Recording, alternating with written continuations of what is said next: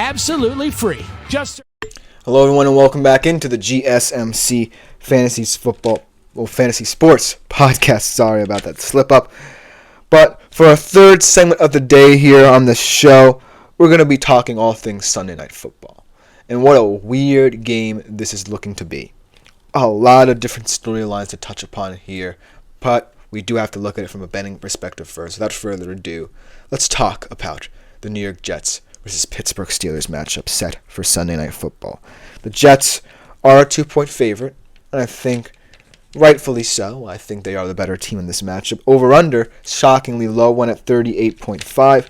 Pittsburgh's at plus 110 to win this game, and the New York Jets are at minus 130. Now, the thing about this game is that narratives aside, storylines aside, who could start and who could potentially not, all of that aside, when I look at this matchup, this is a game of equal importance to both of these teams, but one of them is going to take it much more seriously, almost to the point of exaggeration to win this game. As Andre said, Najee should have a good game, I think. Kind of jumping the gun here talking about Najee Harris, but I do have him in my start him sit-in segment that I don't necessarily want to spoil too much of it because it definitely has had a couple changes in the past couple of minutes because of what I had to consider now that we're hearing all of these rumors. But I do think that Najee will have a good game, and I think he could be a potential starter in your fantasy league this week. But looking at this game from a broader perspective here, I feel like the Jets right now are too stuck in the mindset of handing Aaron Rodgers the keys to the car that it could lead to a total and utter mess that I can't predict. A lot of people, for some reason, getting caught up in this Devontae Adams trade. But let me tell you, getting caught up in it doesn't necessarily mean, as Drew Griego says, has anyone heard anything about Georgia Tech's quarterback? Is he out for sure? Let me check for you, my man, because Haynes King is someone who I highly respect in terms of college football circles, highly underrated fantasy quarterback as well. He does look like he will be out for this game against Notre Dame. Thank you for this heads up. It does say day-to-day, but it does look like he will be out, and their backup, Zach Pyron, will start that game. But as Drew Griego said, combing all eyes for betting chance to find out. Although I can update you right now to say that he is, and definitely changes the tenor of that game. Notre Dame, Georgia Tech could be out as well. But Andre as well, throwing in a little bit of a comment here. Do you think they are making a mistake starting Russ? I don't think it's that bad, TBH. Let's talk about that first, because I was going to talk about the Jets a little bit first and all their hectic craziness. But let's get into the Steelers as well, because they're just as crazy. Announcing Russ as the starter for this game. I don't necessarily know if it's going to be a mistake, because at this point in his career, when I look at him compared to Justin Fields, they're about the same thing. As Guido said, good to know. As Splash also says, Aaron Rodgers, Jets GM, head coach, and starting QB will throw 2 picks. That's kind of a jokey comment there. But let's start off with the Steelers, and then we can get to the Jets and how weirdly they are being run right now. Because Andre makes an interesting point here in his question. I don't necessarily know if it will be a mistake, but I don't know if it's the right decision. Because, like I said, I view Russell Wilson and Justin Fields in similar ways. Russ, is not the same quarterback like he was in the latter stages of his career in Seattle. And I do think that he's looking for a more methodical approach to his game. Whereas Justin Fields adds a little bit more excitement from a future upside in terms of his youth. But I don't know if the Steelers want to be all in on this season if he was the answer going forward. So I don't know if it's a mistake, but this is certainly not a team that I feel like Russell Wilson will be fully comfortable on. I do like the actual QB head coach pairing with him and Mike Tomlin. I do think that could work out, but we're going to have to see what the results are like on the field. So in that case, though, let's take a look at what this means for the skill position players, because if Russ still has the deep ball in him and it's still an effective part of his game, then George Pickens could become a value again from a fantasy perspective. And Pat Freiermuth is a quarterback's best friend as well, because he's always one of those guys who can exploit the soft spots. And not for nothing, I do think that the Jets secondary has been a little bit lax this season. So look for Russ to look a little bit more methodical than we've seen him in recent memory, but still kind of benefit from a more calmed down, quick pass approach to his game. And like Andre also pointed out, it could help Najee Harris as well. It could factor a little bit more into their offensive attack and be of use earlier in certain downs. Now let's go to the Jets, because as Flashpoint brings up, anyone can throw interceptions in this team because we don't know who is the head honcho there anymore.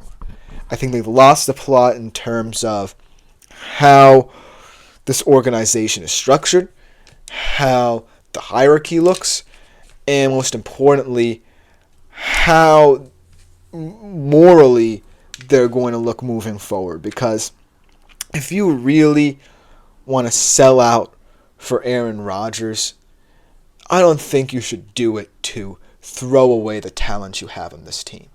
Because right now, the Davante Adams trade sits worse and worse in my mind as the days go by. Because as happy as Aaron Rodgers is, and as happy as Davante Adams is, and as happy as, the Jets organization is with getting a guy like Davante Adams, you are really neglecting the foundation of the team you are building here. I think it's an affront. I will continue to say this for as long as the Jets are either inept or as long as potentially Davante Adams with this team. It's an affront to Breece Hall and Garrett Wilson, who exceeded expectations with worse help around them. So, I don't know where the Jets go from here. As Andre also said, I'm shocked Garrett Wilson's receiving line is higher than Tay Adams.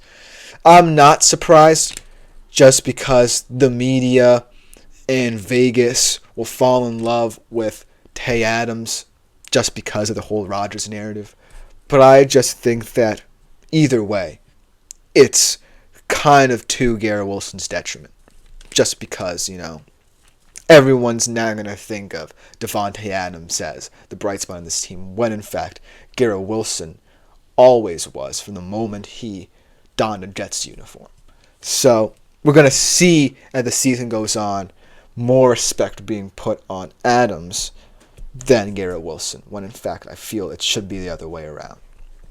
Now, how it will affect this game and how you bet, I definitely feel like, as Andre is kind of alluding to here, if you're betting the Jets, especially in that wide receiver room, I feel like it's going to come down to whether or not you think Adams can add that value right away. Because make no ands, ifs, or buts about it, Rodgers will be insistent on making him the focal point of this offense. And he's going to get a lot of targets. He's going to get a lot of catches.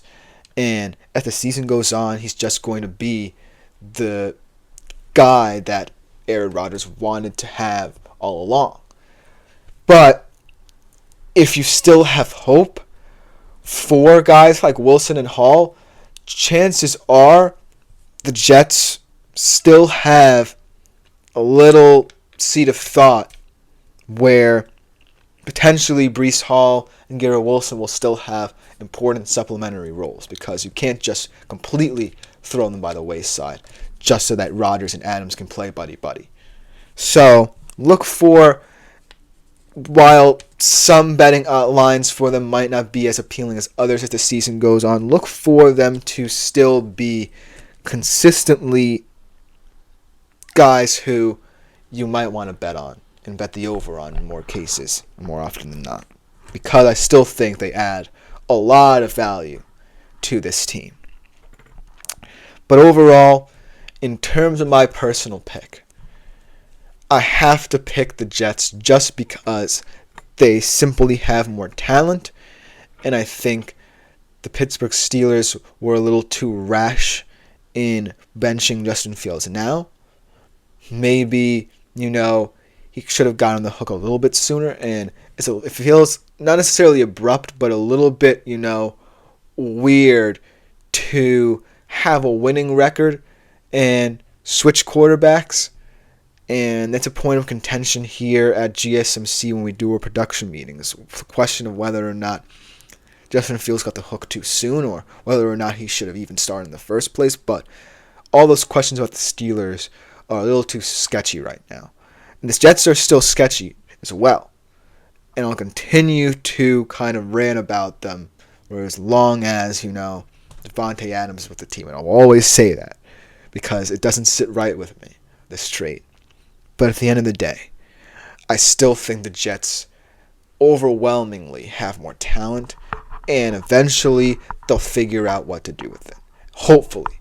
Because if you're a Jets fan, you kind of have to worry about this Rodgers-Adams relationship and how it can lead to more tension with an already somewhat dissatisfied Garrett Wilson, with an already somewhat dissatisfied Breece Hall. And I'm just spitballing. I don't know if they're completely dissatisfied themselves in the way they carry themselves with this team, but you have to at least acknowledge what could be happening in their minds right now, seeing Devontae Adams walk through the door.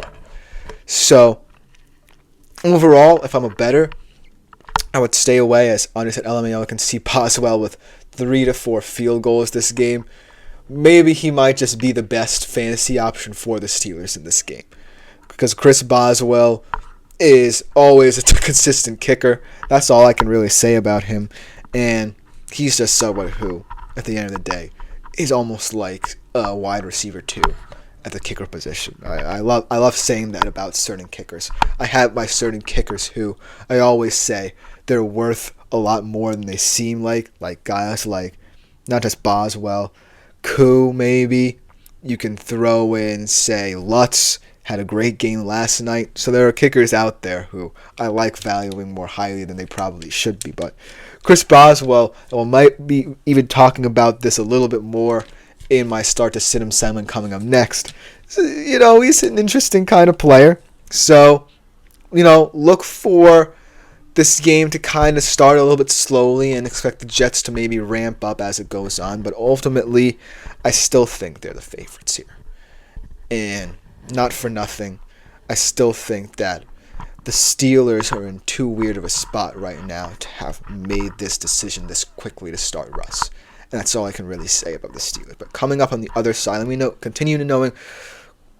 know what you think in the comments about this game as well. But coming up after this short break, we'll be talking a little bit more about the start-sit options for this game. I'm going to have to change a lot of what I had written down initially, but we're going to do it off the cuff. We'll be right back after this short break.